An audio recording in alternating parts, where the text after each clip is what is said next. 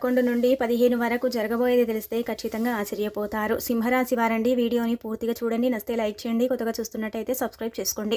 సింహరాశి పరంగా మనం చూసుకున్నట్టయితే 11 తేదీ నుండి కూడా అంటే 12, 13, 14, 15 తేదీ వరకు కూడా ఎలా ఉండబోతుంది, ఏం జరగబోతుంది, అలానే కాకుండా మీకు అంటే ఎలా కలిసి రాబోతుంది అనేది మొత్తం ఈ వీడియోలో మనం తెలుసుకుందామండి.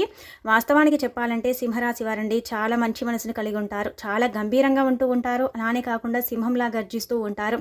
అందరికీ కూడా హెల్ప్ చేస్తూ ఉంటారు. అంటే ఒక రకంగా హెల్ప్ చేస్తూ ఉంటారు. అలానే కాకుండా కొందరికి ఏంటంటే కనుక సూచనలు, సలహాలు ఇస్తూ ఉంటారు.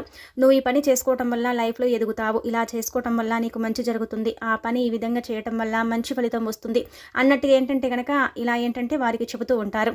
కొంతమంది అంటే సింహరాశిని ఇష్టపడేవారు కావచ్చు, వీరి ఫ్రెండ్స్ సర్కిల్లో కొంతమంది ఏంటంటే కనుక వీరి నుంచి సలహాలు తీసుకుని చాలా వరకు కూడా ఎదిగిన వారు ఉన్నారని ఒక రకంగా చెప్పొచ్చు. పనుల్లో బాగా రాణించిన వారు ఉన్నారని చెప్పొచ్చు.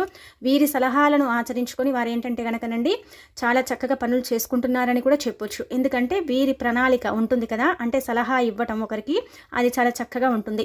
ఈ విధంగా చేయటం వల్ల మంచి జరుగుతుందని చెప్తారు కదా. ఖచ్చితంగా కొంతమంది సింహరాశి వారి మాటలు విని అలా చేస్తూ ఉంటారు, వారికి మంచి జరుగుతుందన్నమాట. ఇది ఒక్కటి ఏంటంటే కనుక సింహరాశి వారికి మెచ్చుకోదగ్గ విషయం అని చెప్పొచ్చు.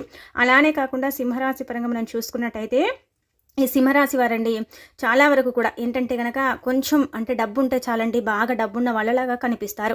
అందుకే ఎప్పుడు కూడా సింహరాశి వారండి ఎవరైనా సరే బాగా గమనించుకోండి.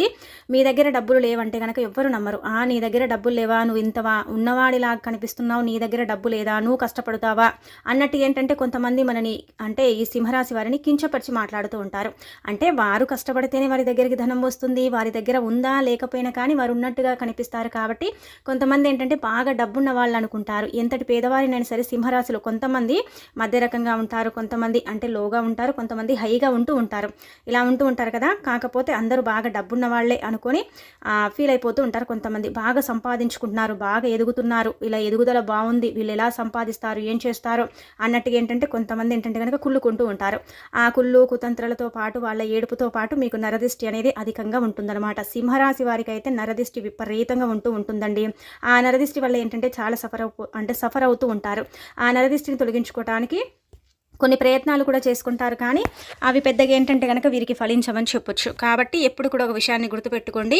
నరదిష్టి పోవాలంటే కనుక నల్ల నువ్వులను తీసుకొని తల చుట్టూదా 11 సార్లు తిప్పుకొని ఆ నల్ల నువ్వులను నీళ్ళల్లో పడేస్తే తప్పకుండా ఫలితం ఉంటుంది. ఒకవేళ నీళ్లు లేకపోతే రావి చెట్టు మొదట్లో పడేసినా మీకు అద్భుతమైన ఫలితం వస్తుంది. కానీ ఒకటేసారి నరదిష్టి పోతుందని కాదు, మెల్లిమెల్లిగా నరదిష్టి నుంచి విముక్తి కలిగే అవకాశం ఉంటుంది. కాబట్టి ఒకసారి మీరు ప్రయత్నించేసుకోండి, మీకు అర్థమైపోతుంది. నల్ల అంటే నువ్వులు ఉంటాయి కదా, అవేంటంటే కనుక నరదిష్టిని పగలగొడతాయన్నమాట.